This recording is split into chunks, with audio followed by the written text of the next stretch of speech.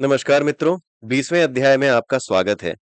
इस अध्याय में हम देखेंगे कि युवा प्रभु श्री राम ने ताड़का के जंगल में कैसे प्रवेश किया और शिव योग के माध्यम से किस प्रकार से ताड़का का वध किया गया। तो आइए देखते हैं क्या कुछ है इस कथा में। अगले दिन ब्रह्म मुहूर्त में चरण पूजा का 7वां सत्र शुरू हुआ। इस सत्र के यजमान थे प्रणव नामक एक मातंग पुरुष। उसकी आत्मा को पवित्र करने के लिए हनुमान जी ने भगवान राम की ताड़का के जंगल में लीलाओं का बखान किया। हनुमान जी बोले, हे मातंगो, जब प्रभु राम वयस्क हुए, उन्होंने जिस काम के लिए धरती पर जन्म लिया था, उस काम की शुरुआत करने में भूमिका निभाने का अवसर ऋषि विश्वामित्र को मिला। अयोध्या के बड़े राजकुमार राम और लक्ष्मण अपने महल की सुख सुविधाओं को छोड़कर असुरों के साथ अपने पहले सीधे सामने के लिए चल पड़े। शाही रथ उन्हें राज्य की सीमा तक छोड़ने आया, जहां से वे नंगे पांव सन्यासियों की भांति चल पड़े। उनके पैर धरती को इतने हल्के से छू रहे थे, जैसे धरती का चुंबन ले रहे हों। उनका मन पूर्णतः वर्तमान क्षण में था और वे भूत और भविष्य के विचारों से पूर्णतया मुक्त थे। ऋषि विश्वामित्र उन्हें ऋषियों और देवों की कहानियां सुना रहे थे और रात दिन ऐसे गुजर रहे थे जैसे स्वागत कालीन बिस्ता चला जा रहा हो। एक दोपहर जब उन्होंने खाना खाकर अपनी यात्रा पुनः शुरू की, उन्हें सामने बादलों से कुछ अशुभ होने का आभास हुआ। अजीब व अशुभ घने हरे रंग के बादल दूर क्षितिज पर दिखाई दे रहे थे। लक्ष्मण का हाथ अनायास ही तरकस पर चला गया। श्री राम शांत परंतु सावधान रहे। वहां पर वे रहस्यमय बादल देख रहे हो? ऋषि विश्वामित्र ने उनकी चिंतापूर्ण जिज्ञासा को शांत करने की पहल की। वे बादल नहीं हैं, वे वृक्ष हैं, ताड़का के जंगल के वृक्ष। वह जंगल हमारी यात्रा का एक पड़ाव है।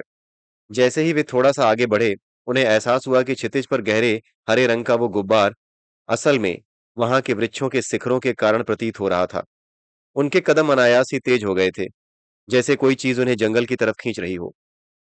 राम जी ने देखा कि छोटे वृक्षों और झाड़ियों के बीच होते हुए जो रास्ता जंगल की ओर जा रहा था, वह संदेहास्पद रूप से साफ था। उस पर कोई कांटा या टूटी टहनी नहीं पड़ी थी। ताड़का के जंगल का वह रास्ता वे तुरंत पूरा कर लेते अगर कोई अड़चन नहीं आती। और अड़चन आई एक आदमी की सहायता की चीखों के रूप में, जिसके पीछे गुस्साए हाथियों का एक झुंड पड़ा था। पहले तीर लक्ष्मण ने चलाए। लक्ष्मण ने तीरों से छोटे छोटे वृक्ष उखाड़कर हाथियों के रास्ते में बाधा उत्पन्न करने का प्रयास किया। जब राजकुमार राम एक जगह शांत होकर खड़े होकर हालात का जायजा ले रहे थे, लक्ष्मण जी झुरमुटों में से दौड़ते हुए तीर चला रहे थे। थोड़ा सोच विचार करने के पश्चात युवा श्रीराम लक्ष्मण के पीछे दौड़े, लेकिन उन्होंने एक भी तीर नहीं चलाया। लक्ष्मण अकेले ने हाथियों को भगा दिया और उस आदमी के पास पहुंचे जो बुरी तरह से घायल था। मुझे अपने गुरुदेव के आश्रम ले चलो। घायल आदमी ताड़का के जंगल की दूसरी दिशा में इशारा करते हुए बुदबुदाया। राम जी किसी कारण से अनिर्णय की अवस्था में लग रहे थे। लक्ष्मण ने उस आदमी को अपनी बाहों में उठा लिया और उस आश्रम की ओर दौड़ने लगे। राम जी ने अपना सिर ऐसे हिलाया जैसे वे अपने किसी हिस्से को चल रही घटनाओं में शामिल रखना चाह रहे थे। वहीं पर रुको लक्ष्मण। राम जी चिल्लाए, कुछ गलत प्रतीत हो रहा है, यह भ्रमजाल हो सकता है। लेकिन बुरा भ्रमजाल नहीं है। ऋषि विश्वामित्र वहां पहुंच गए थे। वे बोले, मैंने लोगों को ताड़का के जंगल में जाने से बचाने के लिए यहाँ पर कई भ्रमजाल बिछा रखे हैं। यह भी उन्हीं में से एक है। देखो, तुम लोग ताड़का के जंगल की ओर जा रहे थे, लेकिन इस जाल ने तुम्हें विपरीत दिशा दे दी। श्री राम जी ने आराम की सांस ली। लक्ष्मण वहां पर उस मनुष्य की भांति स्थिर खड़े थे जिसे अभी पता चला हो कि वह दलदल में खड़ा है। उन्हें नहीं पता था कि वे उस घायल मनुष्य की देह का क्या करें जिसे उन्होंने बाहों में उठा रखा था। ऋषि विश्वामित्र बोले, वत्स, ताड़का के जंगल में प्रवेश करने से पहले मैं आपको इस तरह के भ्रम का अनुभव देना चाहता था। राम जी बोले, गुरुदेव, मेरा एक हिस्सा जागृत था कि यह कोई कृत्रिम हालात थे, लेकिन मेरा दूसरा हिस्सा इन घटनाओं के साथ फिसलता चला गया। लक्ष्मण जी की बाहों में पड़े मनुष्य ने कराहना बंद कर दिया और अचेत हो गया। उस देह की ओर इशारा करते हुए ऋषि विश्वामित्र बोले, हे दशरथ पुत्रों, यह मनुष्य हम तीनों को दिखाई दे रहा है। आप कैसे कह सकते हो कि यह असली नहीं बल्कि भ्रम है? तुम इस देह का भार महसूस कर सकते हो, है ना लक्ष्मण? बहुत ज्यादा। लक्ष्मण जी ने मुंह बनाया। उन्होंने आशा की थी कि विश्वामित्र जी उन्हें देह को नीचे धरती पर लेटाने के लिए कहेंगे, लेकिन उन्हें ऐसे किसी आराम की आज्ञा नहीं मिली। मैंने इस आदमी को मेरे मन की शक्ति से प्रकट किया है, बिल्कुल एक विचार की तरह। मेरे विचार मेरे ही रहते हैं जब तक कि मैं किसी अन्य को उन विचारों से सहमत न करा दूं। ठीक उसी तरह एक मनुष्य भी केवल मुझे दिखाई देना चाहिए जब तक कि मैं इसे आपके जीवन में ना उतार दूं। मैंने ऐसा किया कैसे? ऋषि विश्वामित्र से अपनी नजरें लक्ष्मण और राम के बीच दौड़ाते हुए पूछा। राजकुमार राम ने शांति से उत्तर दिया, मुझे ऐसा प्रतीत हुआ जैसे मैं दो भागों में बंट गया था गुरुदेव। मेरा एक भाग कह रहा था कि यह भ्रम है, लेकिन मेरा दूसरा भाग इस मनुष्य के प्रति दया और लक्ष्मण के प्रति चिंता में भर गया था, क्योंकि लक्ष्मण इस मनुष्य की सहायता के लिए बिना विचार किए दौड़ पड़ा था। एक भाग था सत्यराम और दूसरा भाग था मायाराम। मायाराम की रचना मैंने की थी। तो कौन जीता, मायाराम या सत्यराम? कोई भी नहीं गुरुदेव, राजकुमार राम ने उत्तर दिया। मैं दोनों के बीच कश्मकश में रहा। तो ऐसा कहें कि मायाराम और सत्यराम के बीच रस्साकसी चल रही थी। मायाराम ने सत्यराम को दया और चिंता की रस्सी से अपनी ओर खींचने का प्रयास किया, किंतु असफल रहा। ऋषि विश्वामित्र बोले और लक्ष्मण की तरफ एक नजर दौड़ाई, यह सुनिश्चित करने के लिए कि वे उन्हें ध्यान से सुन रहे थे। अपने विचारों को सुनियोजित करते हुए राम जी शांति से बोले, गुरुदेव, मैंने अब तक यह समझा, आपने इस आदमी को अपने मन की शक्ति से रचा। मुझे यह विश्वास दिलाने के लिए कि यह मनुष्य वास्तविक है, आप एक कदम आगे गए और आपने एक मायाराम रचा। मायाराम ने सत्यराम को यह विश्वास दिलाने की कोशिश की कि यह मनुष्य और उसकी सहायता की चीख वास्तविक थी। हाँ, इस वार्तालाप के लिए इतनी समझ काफी है। ऋषि विश्वामित्र के चेहरे पर संतुष्टि की लहर दौड़ गई। लक्ष्मण के मुरझाए चेहरे पर भी राजकुमारों वाली चमक पुनः लौट आई, क्योंकि उनकी बाहों में जो मनुष्य था वह गायब हो गया। ऋषि विश्वामित्र आगे बोले, आपको इस चीज का स्पष्ट प्रतिपादन ताड़का के जंगल में देखने को मिलेगा। अभी तो आपको इतना याद दिलाना काफी है कि ऐसे भ्रम का इलाज केवल शिव योग है। मैं ये मान सकता हूं कि ऋषि वशिष्ठ ने आपको शिव योग सिखाया होगा, लेकिन आप में से किसी ने भी इसे पूरी तरह नहीं सीखा है। अब लक्ष्मण, तुम अपने दिमाग पर जोर डालो और बताओ शिव योग क्या है। लक्ष्मण के चेहरे पर अपराध बोध उमड़ आया और बोले, गुरुदेव, किसी भी हालात पर प्रतिक्रिया देने से पहले हमें एक पल के लिए रुक जाना चाहिए और शिव योग का अभ्यास करना चाहिए। उस क्षण में हमें शिव की तरह हो जाना चाहिए, हर भावना से उदासीन और हर चीज से अनासक्त। उस क्षण में हमें निर्णय लेना चाहिए कि उस हालात में कैसी प्रतिक्रिया देनी है। लेकिन तुमने ऐसा नहीं किया, विश्वामित्र ने कड़ाई से कहा। तुमने उस आदमी की सहायता की चीखों को सुनकर प्रतिक्रिया देने से पहले एक क्षण का विराम नहीं लिया। एक क्षण के लिए तुम्हें शिवयोग करना चाहिए था, लेकिन तुमने नहीं किया। और तुम राम, विश्वामित्र जी राम जी को भी उतनी ही कड़ाई से बोले, जब शिव योग क्षण में तुम कोई निर्णय करते हो तो उस निर्णय पर अडिग रहो। अगर कोई संदेह रहता है तो पुनः शिव योग क्षण में चले जाओ और अपने संदेह को दूर कर लो। विश्वामित्र ने राजकुमारों के किसी उत्तर का इंतजार नहीं किया। वे पीछे मुड़े और उस रास्ते की ओर बढ़ चले जो ताड़का जंगल की ओर जाता था। लक्ष्मण को आभास हुआ कि उनके पैरों पर बुरी तरह खरोंचें आ गई थीं। राम जी ने झुककर अपने भाई के पैरों को देखा। लक्ष्मण ने राम जी के कंधों पर हाथ रखकर एक एक करके पैर उठाए और राम जी ने उनके कांटे निकाले। उसके बाद राम जी आराम से लक्ष्मण को साफ रास्ते पर ले आए, जहां पर विश्वामित्र चारों ओर निरीक्षण कर रहे थे कि कहीं कोई संभावित खतरा तो नहीं मंडरा रहा था। जब वे ताड़का के जंगल की ओर चलने लगे तो विश्वामित्र जी बोले, हे युवकों, इस जंगल में प्रवेश करने से पहले मैं आपको यह बताना चाहता हूं कि ताड़का एक राक्षसी कैसे बनी। आत्मग्लानि की सांस लेते हुए वे आगे बोले, एक ऋषि होने के नाते मुझे यह स्वीकार करने में तनिक भी झिझक नहीं है कि ऋषि समाज भी इस राक्षसी के उदय के लिए उतना ही जिम्मेदार है। छोटे से विचारात्मक अंतराल के पश्चात विश्वामित्र जी ने गहरी सांस ली और बोले, मैं वर्तमान व्यवस्था के खिलाफ विद्रोही रहा हूं, इसलिए मेरे अपने पूर्वाग्रह हैं, मैं जानता हूं। मैं अपने पूर्वाग्रहों से आपके मन को कलुषित नहीं करना चाहता, इसलिए मैं ताड़का के जीवन के बारे में मात्र तथ्य बताऊंगा। बहुत छोटी सी उम्र में ही ताड़का के मन में मैं कौन हूं का प्रश्न कचोट उठा था, और उसे वह चिंगारी मिल गई थी जो उसे ब्रह्म ज्ञान के रास्ते पर ला सकती थी। ऐसी लड़की के प्रति समाज का रवैया क्या होना चाहिए? राजकुमार राम किसी प्रश्न की अपेक्षा नहीं कर रहे थे। उन्होंने अपना गला साफ किया और बोले, आदर्शतः उसे कोई गुरु मिलना चाहिए था और उसकी सर्वोच्च मार्ग पर यात्रा प्रारंभ हो जानी चाहिए थी। मुझे यहाँ पर यह बताना जरूरी है कि जंगल में रहने वाले निषादों के परिवार से वो थी, अर्थात वह ऐसी पारिवारिक परंपरा से संबंध रखती थी जहां उदाहरणतः भोजन, सुख व परंपरा के लिए मासूम जानवरों की हत्या आम बात थी। वर्तमान व्यवस्था में ऋषि निषादों को अपना शिष्य स्वीकार नहीं करते थे। पृथु समाज से यह अपेक्षा की जाती थी कि वे निषाद समाज के उभरते प्रतिभावान सद्य साधकों को खोजें और उन्हें निषाद स्तर से उठाकर पृथ्वी स्तर पर लाने में सहायता करें। मुझे इसमें कोई समस्या नजर नहीं आती गुरुदेव। लक्ष्मण के मुख से अनायास ही ये शब्द निकल गए। वे झिझकते हुए आगे बोले, मेरा मतलब, अगर वो निषाद थी तो पृथु समाज द्वारा समय समय पर आयोजित की जाने वाली गतिविधियों में अपना हुनर दिखा सकती थी। अयोध्या में ऐसे बहुत से कार्यक्रम होते हैं जिनमें पृथु लोग प्रतिभावान निषादों को खोजकर उन्हें अपने परिवार और समाज का हिस्सा बनाते हैं। पत्नी, भाई, बहन, पति आदि के रूप में।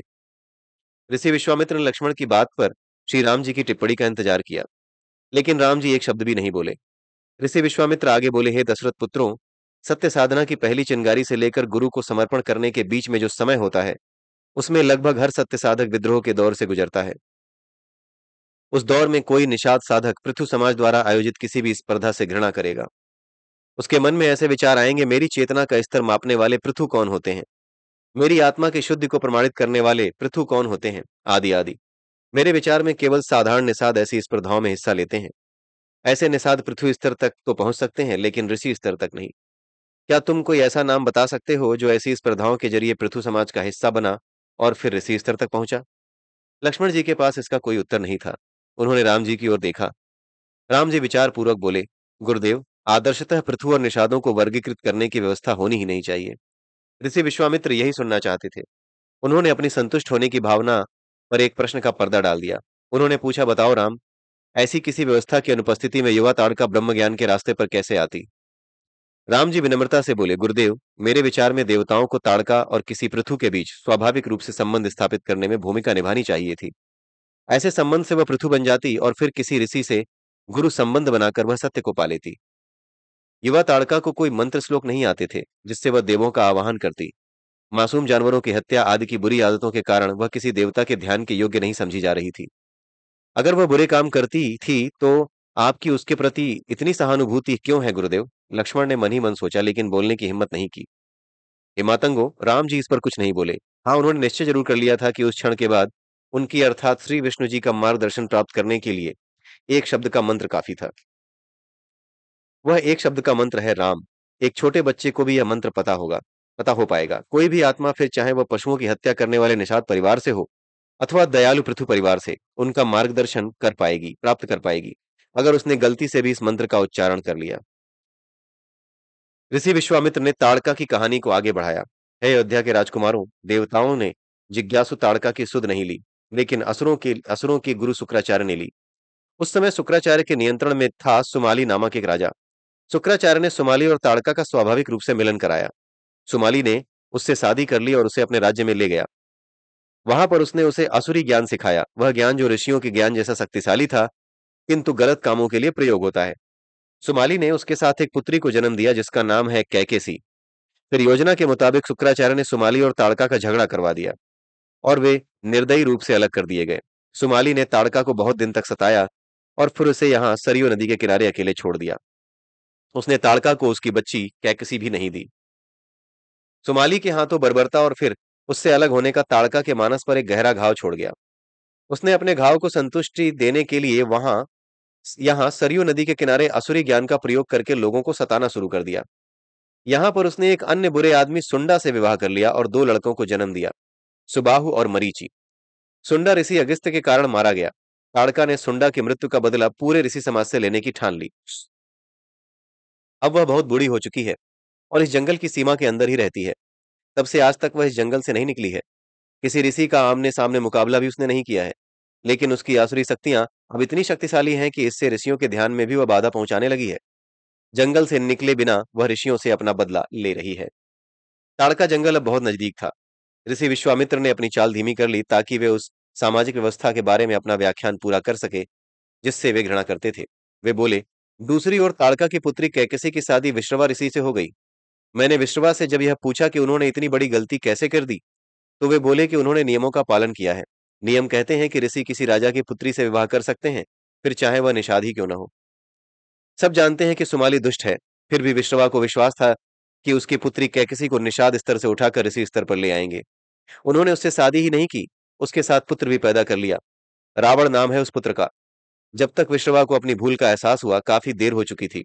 उन्होंने कैकसी को छोड़ दिया और उसे वह पुत्र भी रखने दिया।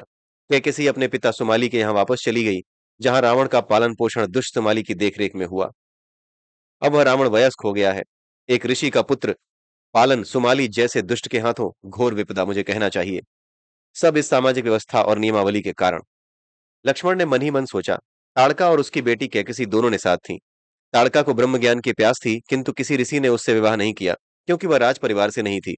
दूसरी ओर कैकसी का ब्रह्म ज्ञान से कोई लेना देना नहीं था, फिर भी एक ऋषि ने उससे विवाह कर लिया क्योंकि वह राजपुत्री है। गुरुदेव का इस सामाजिक व्यवस्था को कोसना सही ही है। अयोध्या के राजकुमारों के पास समाज की व्यवस्था के बारे में सोचने का समय अभी नहीं था, क्योंकि उनके सामने एक तत्काल और वास्तविक खतरा खड़ा था, ताड़का का जंगल। शुरू में यह एक साधारण जंगल ही लगा, लेकिन जब वे अंदर घुसे और वृक्षों की छाया पर एक नजर डाली तो उन्हें कुछ अजीब महसूस हुआ। ऐसा लगा जैसे जंगल के ऊपर एक नहीं दो मंद सूर्य थे। दो सूर्य या दो आंखें, राक्षसी की आंखें। इस विचार से लक्ष्मण के शरीर में कपकपी दौड़ गई। जंगल की आवाजें साधारण स्रोतों से ही आ रही थीं, लेकिन वे जिस तरह से उनके कानों तक पहुंच रही थीं, कुछ अजीब था।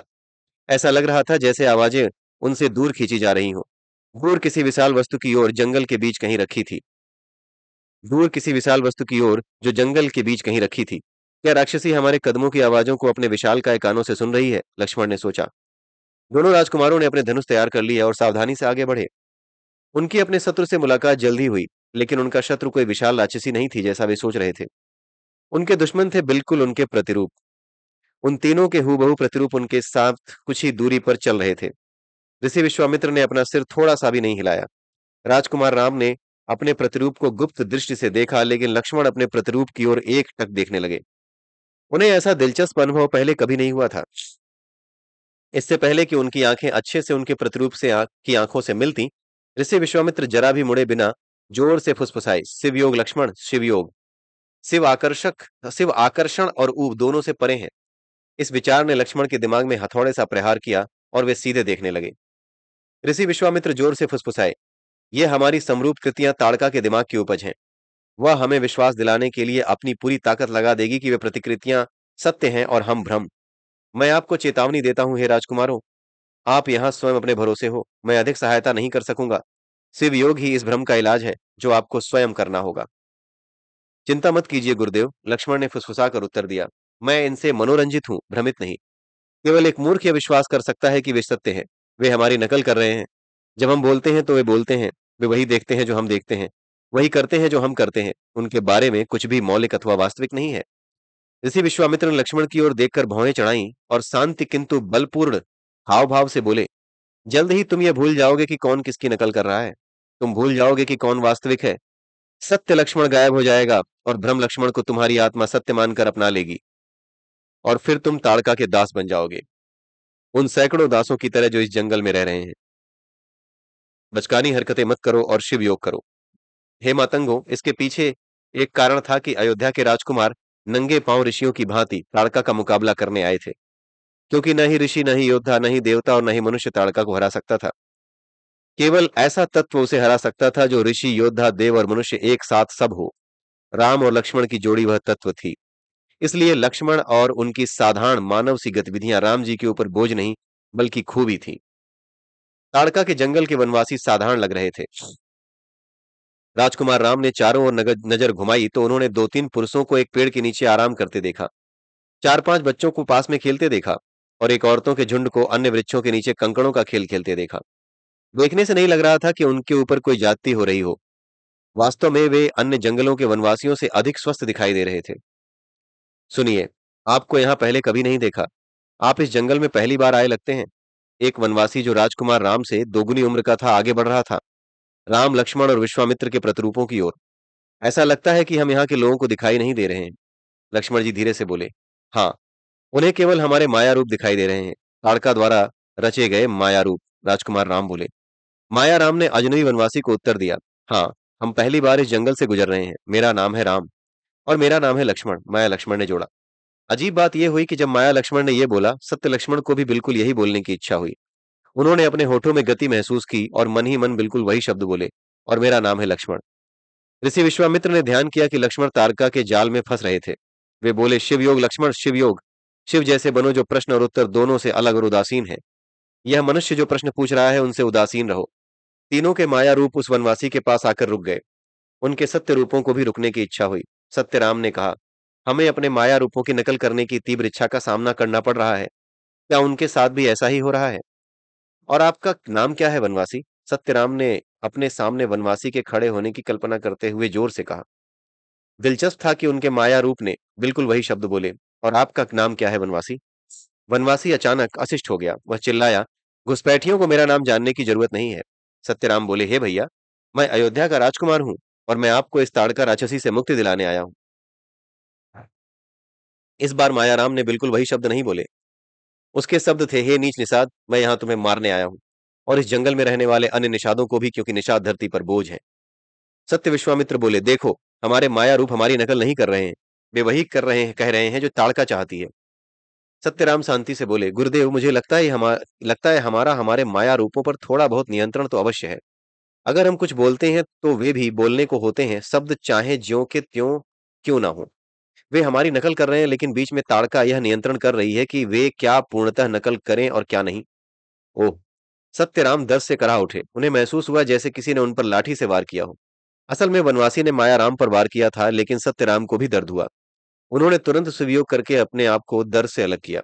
घुसपैठिए, अत्याचारी! वनवासी चिल्लाया और मायाराम पर एक और प्रहार करने की कोशिश की, लेकिन यह प्रहार माया लक्ष्मण को लगा। सत्य लक्ष्मण भी दर्द से कराह उठे। उन्हें लगा जैसे किसी अदृश्य चीज से उन पर वार हुआ हो। उन्होंने हवा में घूंसे चलाने शुरू कर दिए। सत्यराम ने उनको चेताया, हे लक्ष्मण, इस दर्द पर प्रतिक्रिया मत दो, शिव योग करो। शिव जैसे बनो जो दर्द और सुख दोनों से उदासीन है। ऐसे मान लो कि सब कुछ ठीक है और आगे बढ़ते रहो। बहुत सारे वनवासियों ने अब राम, लक्ष्मण और विश्वामित्र के माया रूपों को घेर लिया था, और उनके हाथ में जो कुछ भी था उससे प्रहार कर रहे थे। दर्द उनके सत्य रूपों को भी हुआ।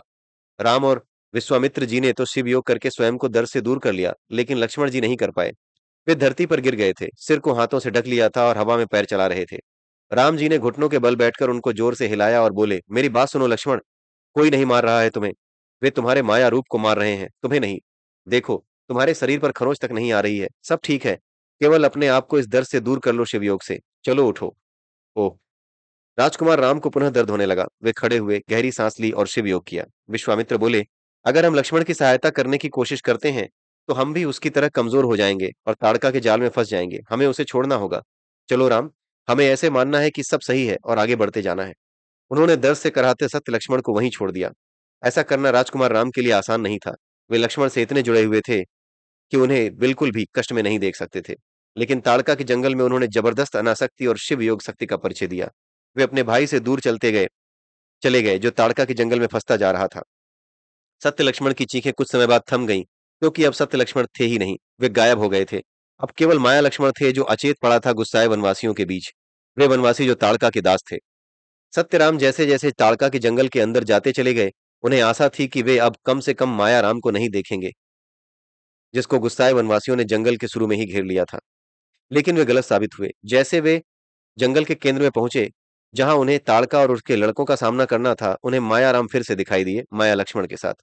वे बुरी तरह घायल थे और अच्छे से चल भी नहीं पा रहे थे। वे चिल्ला रहे थे, आह, और मुकाबला कर, हे कायर ताड़का, आ। मायाराम और माया लक्ष्मण की इच्छा जल्द ही पूरी हो गई, जब उनका सामना वृक्ष जितने आकार के तीन जीवों से हुआ। वे थे ताड़का, सुबाहु और मरीचि। जैसे ही मायाराम और माया लक्ष्मण ने अपने धनुषों से उन दैत्यों पर निशाना साधा, सत्यराम ने विश्वामित्र जी से कहा, गुरुदेव, ये ताड़का और उसके लड़कों के असली रूप नहीं है। नहीं है ना? इनके साथ लड़ाई करने का मतलब होगा ताड़का के जाल में फंसना। उनके असली रूप कहाँ है? उनके असली रूपों को ढूंढना ही तो काम है जिसके लिए मैं तुम लोगों को यहाँ लाया हूँ। ऋषि विश्वामित्र संक्षिप्त रूप से बोले। थोड़ा रुक कर उन्होंने राम जी को सुझाया, ब्रह्म योग। राजकुमार राम पास के एक पेड़ के नीचे बैठ गए। उन्होंने पहले शिव योग से अपनी इंद्रियों को बाहरी संसार से बंद कर लिया। ताड़का और उसके लड़कों के समाया रूप की हंसी, माया राम और माया लक्ष्मण का उन पर प्रहार, और अंततः पूरा जंगल उनके लिए गायब हो गया। उसके बाद उन्होंने ब्रह्म योग किया। अपनी समस्त आत्मशक्ति से राम जी ने निश्चय पूर्वक दावा किया, मैं राम नहीं हूं, मैं राम लक्ष्मण हूं। राम और लक्ष्मण दो नहीं, एक हैं, और वो हूं, और मैं वो हूं। कुछ समय बाद एक थरथराता श्वेत प्रकाश प्रकट हुआ, जो लक्ष्मण के रूप में आ गया। सत्य लक्ष्मण अब वापस आ गए थे, और वो अकेले वापस नहीं आए थे। भ्राता राम, मैंने ताड़का और उसके लड़कों के सत्य रूप को देखा है। देखो, वे रहे वे। जहां पर पहले तीन दैत्याकार जीव खड़े थे, वहां अब दो अधेड़ उम्र के पुरुष खड़े थे, और उनके पीछे छुपी थी एक कमजोर सी वृद्ध महिला, जो अच्छे से खड़ा भी नहीं हो पा रही थी।